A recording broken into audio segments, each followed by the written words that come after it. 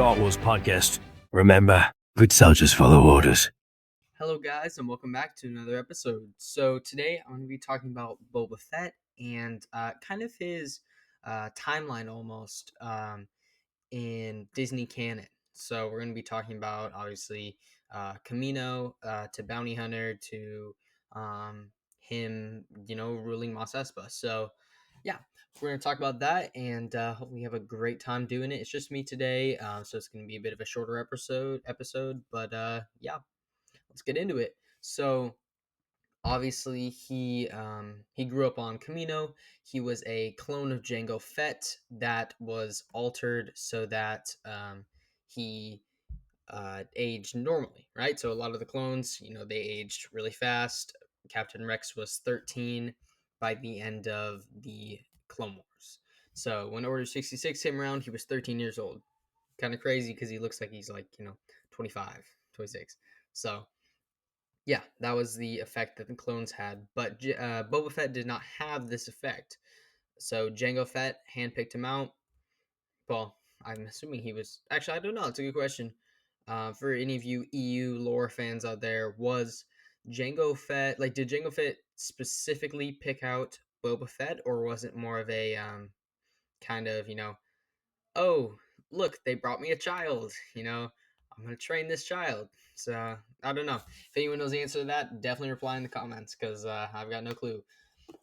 But yeah, so basically, Jango Fett he taught Boba Fett um, a lot of stuff as a child.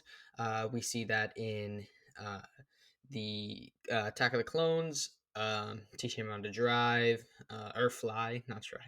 Teaching him how to fly, lots of stuff like that. He identified Obi-Wan Kenobi's starship, and he did, and it's just a lot of stuff. Obviously Jango Fett is one of the best, or I think the best bounty hunter in the galaxy at that time.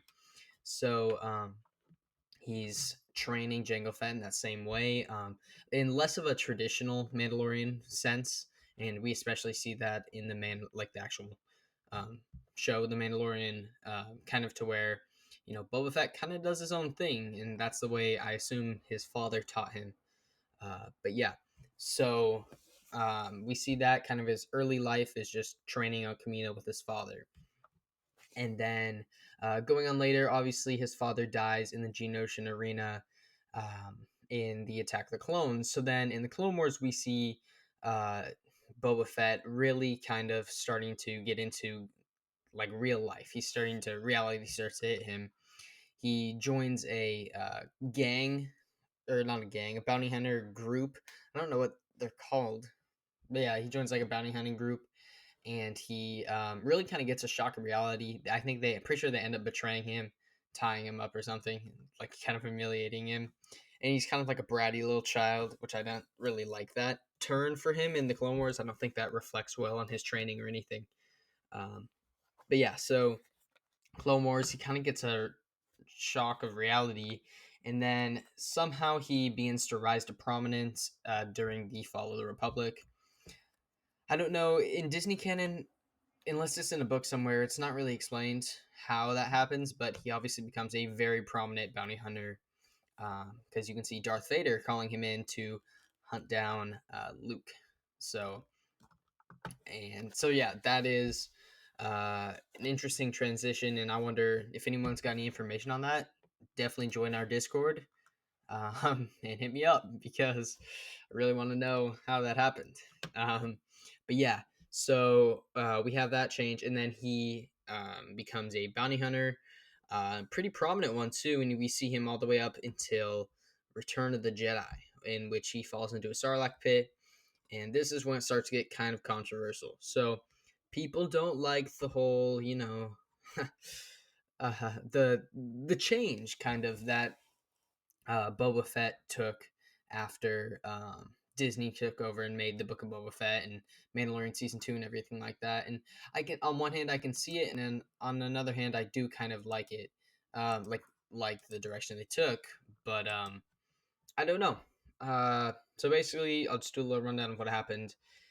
He makes his way out of the Sarlacc pit, which I feel like that logically they explained it well. He's wearing Beskar armor.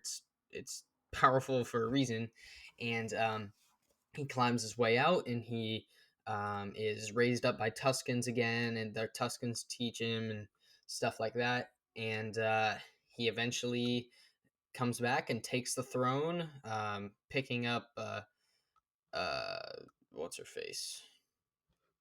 Dang, let me see. What's her name? Boba Fett's partner. Um, in there we go. What's her name? Fennec Shan. Whew, guys, I'm sorry. It's kind of late right now. My brain's not working. But yeah, Fennec Shand. Please forgive me for getting that. I will not forget it yet. But yeah, so Fennec Shand and Boba Fett, they start to rule Mos Espa, and you see them kind of consolidating everything. The Pikes move in, and they end up, defeating the Pikes in the end. And so, really, that is the trajectory of Boba Fett so far. In terms of what I could see them doing with the character later, I don't know. I could probably see them putting him into the Mandalorian movie, the like Mandalorian Grogu movie. I don't think they're gonna kind of pass up on not using such a prominent character like that. But yeah, so I can see them using him in that, and besides that, unless they somehow figure out um, that they're gonna do season two, which I don't think so, just because of how much like how little money it made. Um, yeah. So really, I think that's probably the last we'll see besides the Mandalorian Grogu of Boba Fett on TV. So I don't think we'll be seeing any new stuff unless it's him during the fall of the Republic. Which honestly, I wouldn't mind seeing that kind of tying it into the Bad Batch or something like that. But yeah, so that is the kind of timeline of Boba Fett and kind of how I see his character going on in the future and just my general thoughts on him. So, yeah, hope you'll have a great day. May the force be with you. And remember, good soldiers follow orders.